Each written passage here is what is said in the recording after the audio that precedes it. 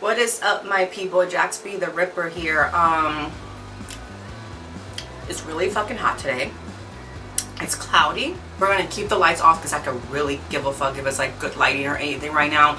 Lots of good music I've been listening to. I'm not gonna call it Metal Monthly Favorites just because look, I know I lag it a lot on that, but you also gotta understand I have really bad depression right now. Really bad. Even my doctor's like, I think you need to go to therapy. I'm like, not ready for that yet.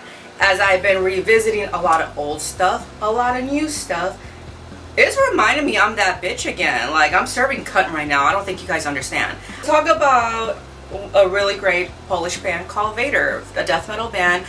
They came out with an EP and it's called, I'm looking at it on Spotify, sorry. Some of the stuff I have are either on my notes on my laptop or I have to relook through Spotify or it's in my notebook, one or the other. Humanity.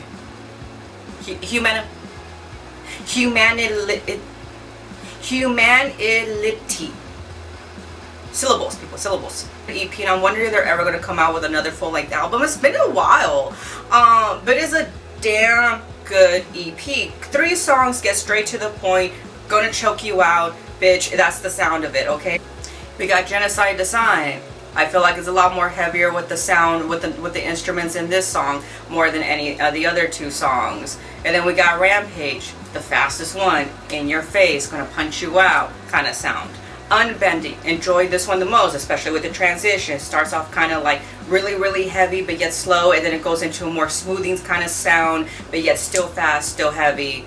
Loved it. Simple EP. I know this Vader stuff is a lot of it simple EP. You gotta or just simple, fast, in your face, gets to the point, the sounds refresh, but you have to put it on loop because it's too short and you need to play it over and over again. Arch Enemy, Blood Dynasty, with their 12th studio album.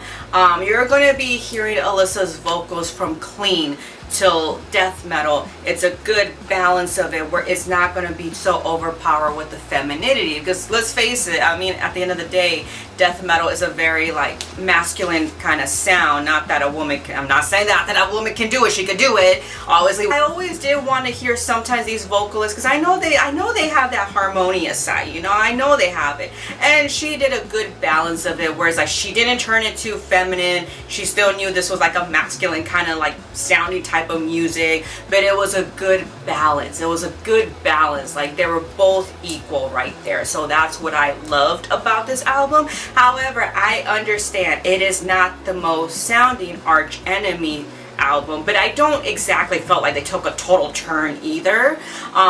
You're going to hear some 80s influence in it. You're going to hear some thrash influence in it. You know, you're going to hear a variety of sounds. They took a leap of faith. They're like, I want to make a change. And that's great. And I'm hoping they could go back to their roots also, because right now I just have Nemesis in my head and my Apocalypse right now over and over again. And every time I think about this album, I'm just thinking, I hope they could revisit that kind of slow and heavy sound and make it up to date. That's what I'm hoping for. Because yes, this is a little out there. This is a little outside of Arch Enemy. But it's still, like, I'm still going to know this is Arch Enemy. I think people are taking it a little too far. Where it's like, it's not Arch Enemy. Yes, it is. This is not Metallica, honey. Where they took a total flip side. Where now, like, mainstreams and rappers know who they are. The Duelists. These are singles from Sabaton. I'm going to be perfectly honest with you guys. It's Sabaton. Lightning of the Gate. There was this, oh my god, I can't remember the name. It was just in my head. But it had like a little lullaby tune influence. If I could remember it, I'm going to put them both together as I'm editing this tomorrow, hopefully.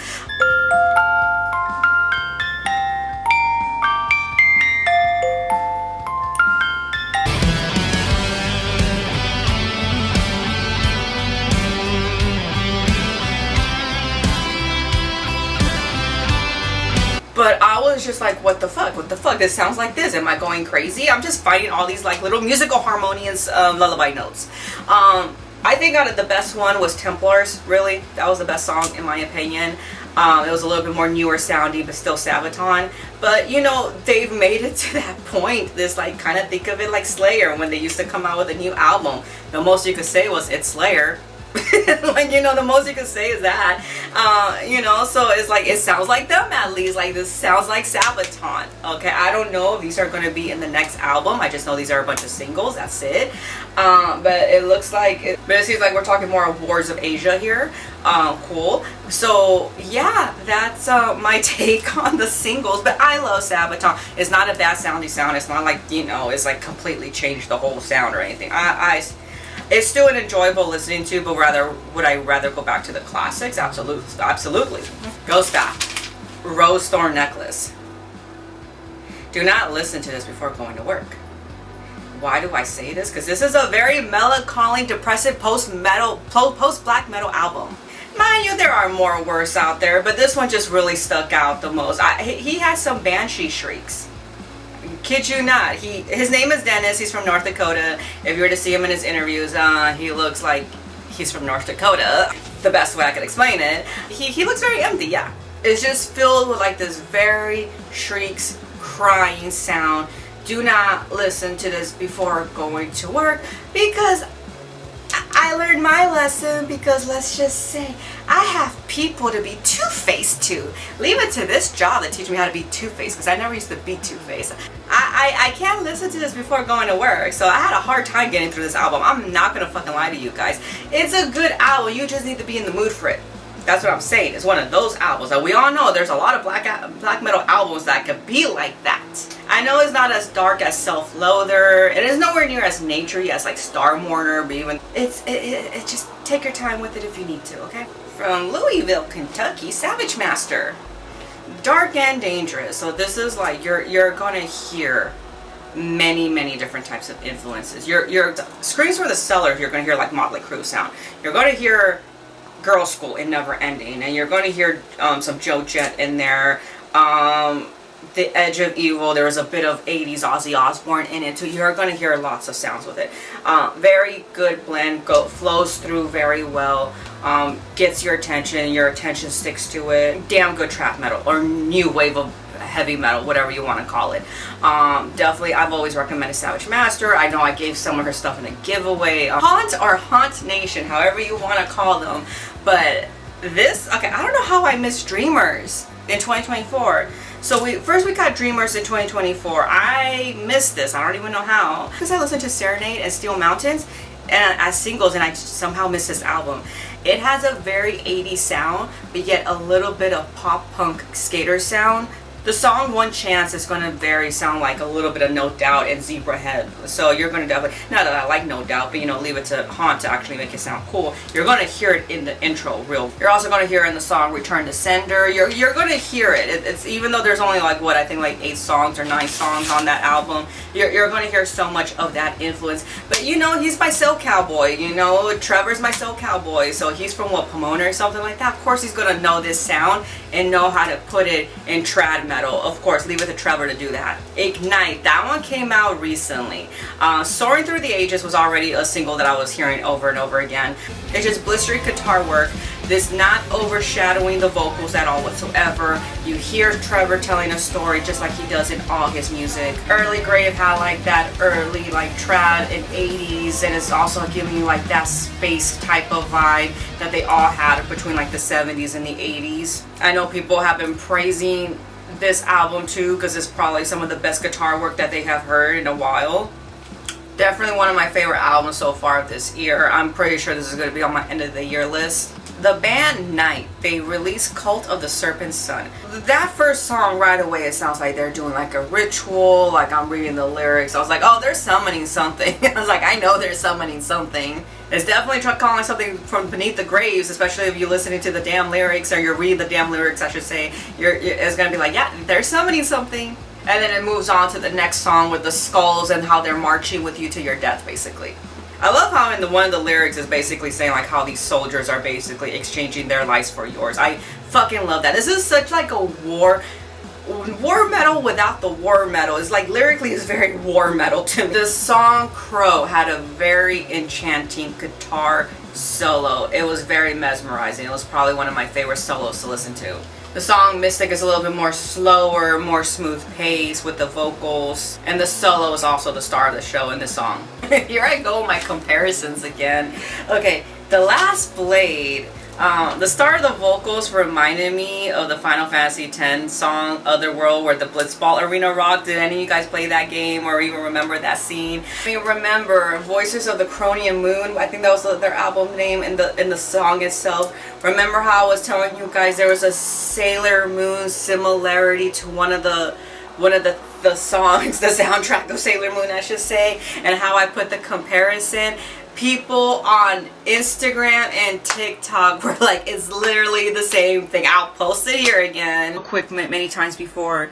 So anyways, if I do find it, here's the comparison.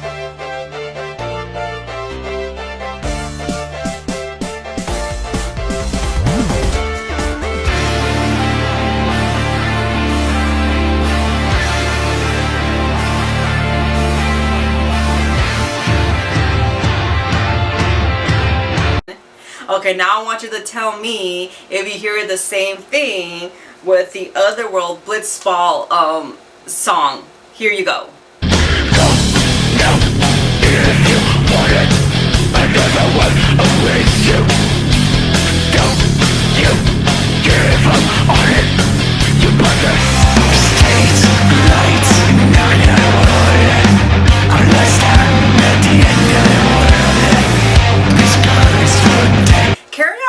Good, but it barely had any lyrics, but you know what, it was still a damn good song. This whole album, again, this is probably gonna be one of my favorites at the end of the year.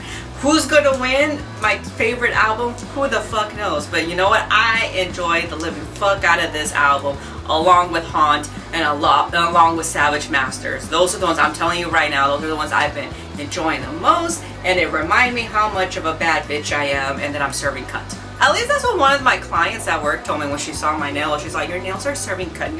You're in general just serving cunt. And I'm like, thank you. Elder Wind, they came out with another album this year. Older the Ancient, 2025, atmospheric black metal, intro. Whole thing was very fantasy-like. You could tell this is an old album, I'm guessing because of the title, it's an old album. Like, you feel the oldness, and it's a little bit more, there's a little bit more of like a raw black metal sound to it too. It's a little bit faster too, not losing its naturey essence or anything like that. But I loved it. I loved it. I loved it. I loved it. Luster, I want to say that's the name of it. The First Note. I basically found out through Spotify about this band, or one-man solo project. I believe they're from Sweden. When you look at their cover albums, the Thirst of Summer Rain looks like something from Studio Ghibli. I don't know. It did not give me like black metal or any type of metal vibes, to tell you the truth. A 90s rock album or something like that. Not definitely metal for sure. But it's just kind of it's more like what you think of atmospheric black metal. It's a lot more of a softer sounder. It definitely has a lot of the summoning in here, like the band is summoning. You definitely hear like a lot of that influence. It's just way more of a melody to it. Not all the songs have vocals, and I know I totally got off The First Note. But anyways, The First Note was the first song I heard because Spotify DJ X was like, here, you probably like this song since you like this band or whatever. So yeah, that's how I found out about Luster. But definitely give this band a shot. The Helveti with Anu, I believe is how you pronounce it. Basically, this album was all revolved around basically the goddess, the mother goddess Anu. I'm not sure exactly which folklore she comes from. I know, especially because I'm pagan and I love studying all that stuff. You guys would think, oh, she'll know. Nope, I don't. But anyways, it's around that. Not all of it's in English. A lot of it is. Oh wait, hold on. Let me. I did not do the research. I'm sorry. It's still Gaulish. Or I don't know if I'm saying it right. Still Gaulish, but yeah, they still stick to the extinct languages. I thought maybe because they're Swiss. I thought maybe they added German or something like that. So because they speak 4 languages. The Swiss, they speak. Oh my God, I don't even think I talked about that in Metal Around the World when I did it on Switzerland. But yeah, they speak Romish, I think is one of the languages, which is not very common. French, German, and Italian, I think, and then obviously English if you want to learn English. But the 4 main ones are the ones I just listed. But yeah, so I don't even think I mentioned that. But yeah, they're still singing it in the extinct language. Great, love it. Very well put together. Some songs were a little bit more folkier than the others. They really went hard with the fiddle. I think that was the hurdy-gurdy. I really don't. This was also really good with the balances of the male and female vocals. They were, you know, you had the really colorful sounding. Yeah, you had the heavy harshness very well. Nobody was overpowering anything. The music was not overpowering, and it taking you through like a journey through all the fables and everything like that. Okay, I think I'm finally coming to an end here. God, I had like a lot to talk about, and that's because I didn't even finish taking notes on everything. Okay, so we're gonna talk about Royal Lynn, I think that's her name. She's kind of like hard rock with like alternative metal. Like there's definitely a mixture of a lot of this. Death Wish and Battleground and Witch was kind of like the ones that blew up, and she does have a song with Danny Warsnob on here. Really good, really well done, I'm not gonna lie. The album is Black Magic. To me it's one of my favorites, but lyrically there's some stuff that just annoys me. Like I think she could do a little bit better, but at the same time I'm like, I don't know, if we're thinking about it, if we listen, because it's a lot of inspired stuff from like almost like that OC alt kind of metal situation that was happening in the 2000s. So their lyrics were kind of cheesy too, but like, oh, I can't live without you because you're my kryptonite, and I was like, oh come on girl, like what it just kind of like, oh, like I just did not like the sound of it. Some of it was kind of cheesy, but it was still I don't know if that's just how that style of music is, because I don't really listen to it that much, but she really stuck out though. She really stuck out with the song Witch that was on TikTok, that was all over the place. That's what captured my attention. Yeah, that lyric was either on Death Note or on Greed, one or the other. I might be so wrong. But it's a good album to listen to. I also felt like when I was listening to some of her earlier stuff, there was like a lot of like southern rock. Cause she expresses that she's a small town girl, and she even talks about it in this album Black Magic, that, you know, the gossip and everything. She includes like the unfairness and the hardship that she has to endure with people talking, you know, in those little small towns. So I don't know if this is like her talking about her experiences or what, but I do like her and I do like the album. It's just there were some lyrics that were just so cheesy. I'm like, oh, I would never call somebody my kryptonite. Oh. I'm like, no, I don't know, it just really fucking bugged me. I didn't like it. I was like, oh. Other than that, I love her and I wish her the best, and maybe one day I'll see her in concert. And last but not least, Banshee. She came out with Fables, and a bunch of the singles I've been listening to is on that album. If you haven't heard Banshee, oh my god. How she's able to endure a very screechy, screamy, harsh vocals and a very melodic vocal sounding kind of girl in one little body. I don't even know if any of that shit just made sense I said, but basically how she's able to make that into a sound that's so aggressive and so like it grabs you in a chokehold like this, like you're gonna listen to it and you're gonna like it. I don't know, but Banshee is like the one singer who makes me feel like a pretty little princess and know I could go out and cause murder. Like with this album, there is a bit of like a little bit of the synth wave that's been going on. There is a couple of influences in that. Vultures was very like a little bit more harsher, although a lot of the times I thought she was saying Folgers instead of vultures. No, it happens, it happens.